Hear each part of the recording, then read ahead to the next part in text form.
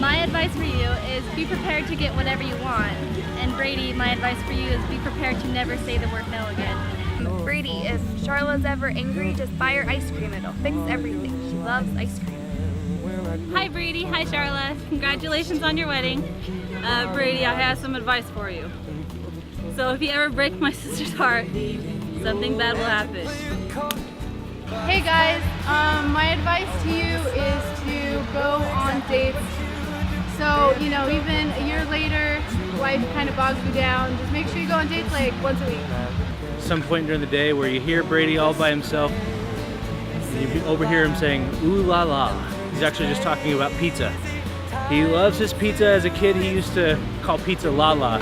And every time Dad would come home from work, he'd ask Brady what kind of pizza he wanted. And he would say, I want 1 la la, and I want 2 la la, and I want 3 la la. And that's all he could say at the time. But don't worry, he's not looking at any magazines or any girls, just pizza. Otherwise, this is a good indication that he knows about the finer things in life, hence his marriage to you. Congratulations. Well, the best advice I could give is that to Charla, Christmas lights are a very valuable motivational tool, whether you have to potty train them again or anything else. Are we rolling? Okay, go ahead. Okay. I got nothing. Come back to me. Through these crazy times, it's you make me sing. You're every line, you're every word, you're everything. Well, we'd like to take this opportunity to thank all of you for coming, being here, and all the help that we've been given, and all the support. And Brady, I've already talked to you like a father talks to a man who's taking his daughter away. So I won't repeat anything, but we want you to know that we're very, very happy and honored to have you as a son in our family now. We appreciate you very much. We appreciate your gentleness and your kindness and your Christ-like attitude and feeling. And that's exactly what Charlotte deserves and what she needs, because that's the kind of young lady that she is. When she was in the 5th grade, there was a boy that was bullying her around, and Charlotte didn't stick up for herself, and she was out crying. And her little sister, Katie, was in the 1st grade, saw Charlotte crying, and went up to her and asked her what happened. And Charlotte pointed out this boy that was bullying her. So Katie goes over to this 5th grader and punches him right in the face. Gives him a bloody nose. So Charlotte, you will always have your sisters to stick up for you and to watch over you. Okay?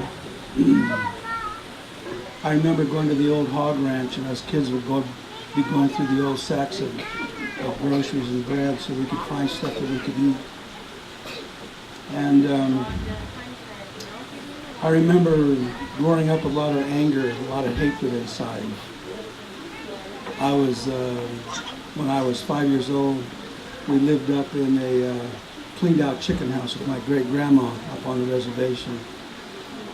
And my mom had deserted us, and then us kids were put in foster homes and orphanages. And in some of those homes they were okay, but I was beat by people, I was locked in closets. I was told that I'd be a stupid drunk Indian like my dad and not be worth anything. And for some time I believed these people. And then I realized that I didn't have to do that. So when I was 14, I was sentenced to 6 years in juvenile lockup. And a couple came forward, and they were willing to give me a home.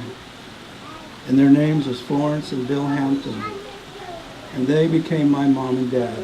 They are the ones that taught me, that helped me to get my life straightened around and to accomplish good things, to be successful in life.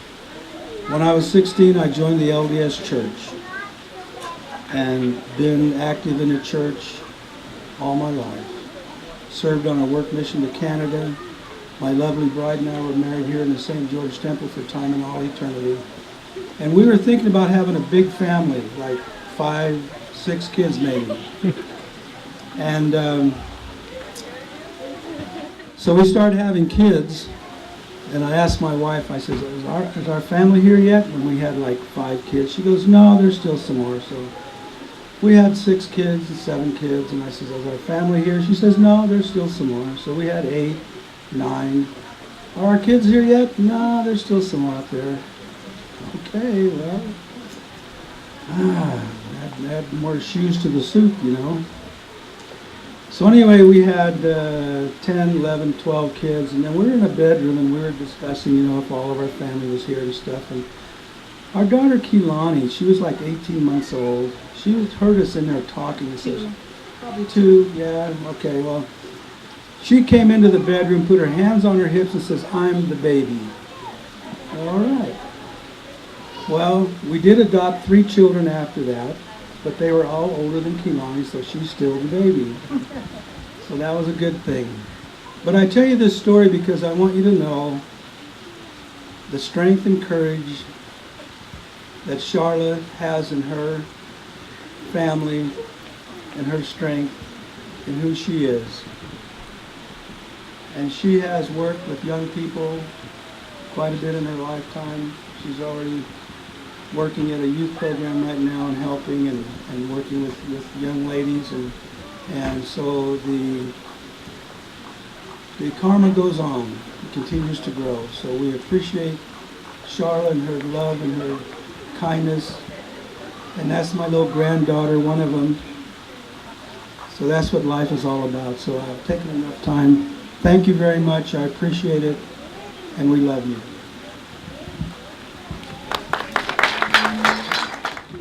First of all, I'd like to thank everybody for coming tonight. I'd like to especially thank the Hatches and all the work they've done. This is great to be able to come and participate and not have to do very much, but be here to smile. That's great. Since I was just told a few minutes ago that I was going to be talking, I haven't really thought of it much to say. But as Brady can contest, I always have something to say. We're grateful for that Charlotte come in our family.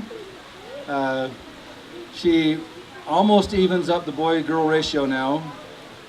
We're still one girl down. And we're grateful. You can bring your family's habit of bringing many, many kids into our family. I'd love to have 12 more grandkids.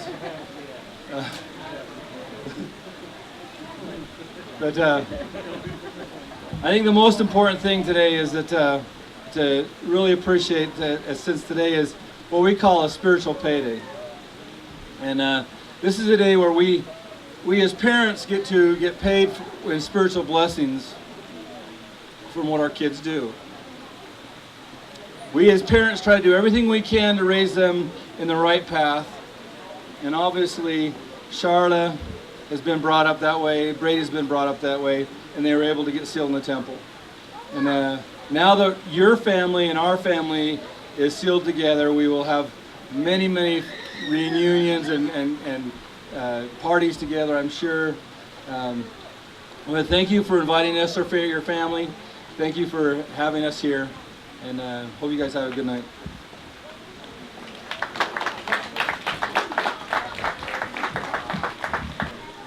Hello, everybody.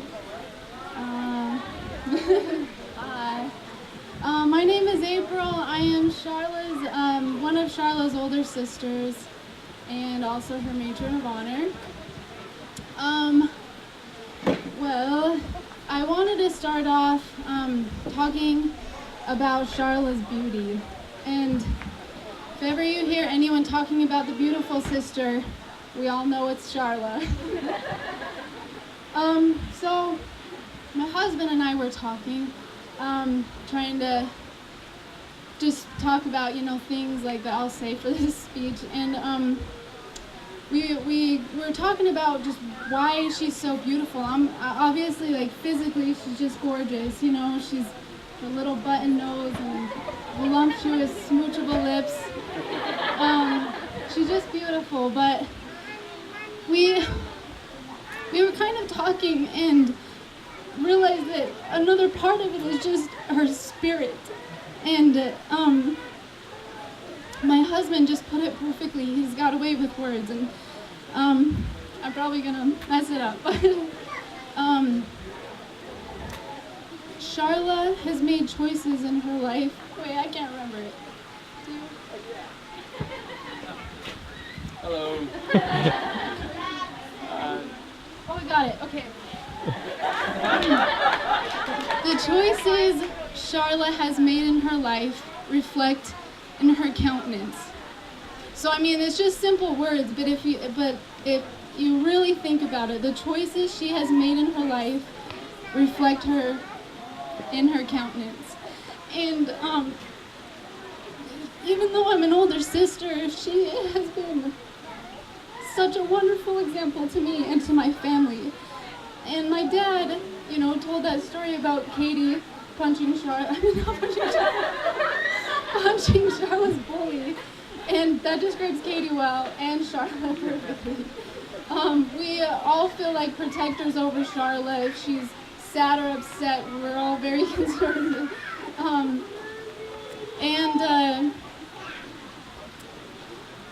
Charla, just want to thank you for being such a good sister and just so loving and caring. You know, you're a very big heart in our family, and I appreciate that. And, you know, Brady coming into the picture, like, obviously, since we're all very protective over Charla, we're like, well, what? Who are you? You know?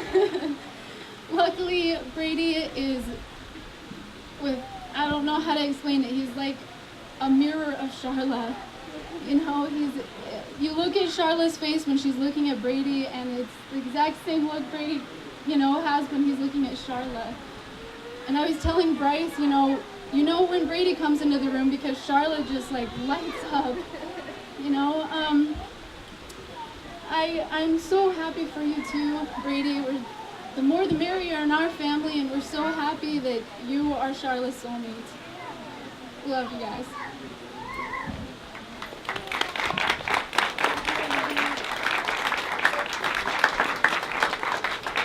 Thanks for setting the bar really high there, babe. It's a tough act to follow, but yeah, just I made the comment about Charla before you'd even met Brady that it's going to take a really special guy to come into the family, because everybody thinks so highly of Charla, and for him not to have a really rough time convincing everybody that he's worthy of her. And Brady did that a lot quicker than I did with the Hatch family. You are worthy of her, you know, and we all know that. We all appreciate that. Brady and I became very fast friends. We have many things in common. One of those things is we both in our lives have spent a lot of time in virtual reality and in video games. And it came to me while I was just trying to collect my thoughts that, Brady, if you were going to be any video game character, at least in my mind, I think it would be Bowser. And I don't really have much of a funny explanation for that. That's what I think. Maybe it's because Charla's a princess and Bowser is just so relentless and violently in love with her. And you know, there must be something going on between those two behind closed doors, because Peach doesn't seem to make much of an effort to avoid getting captured by Bowser. And so I think he treats her well.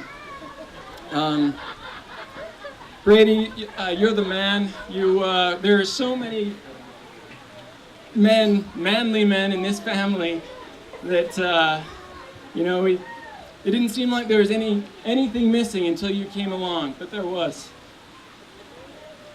And we love you.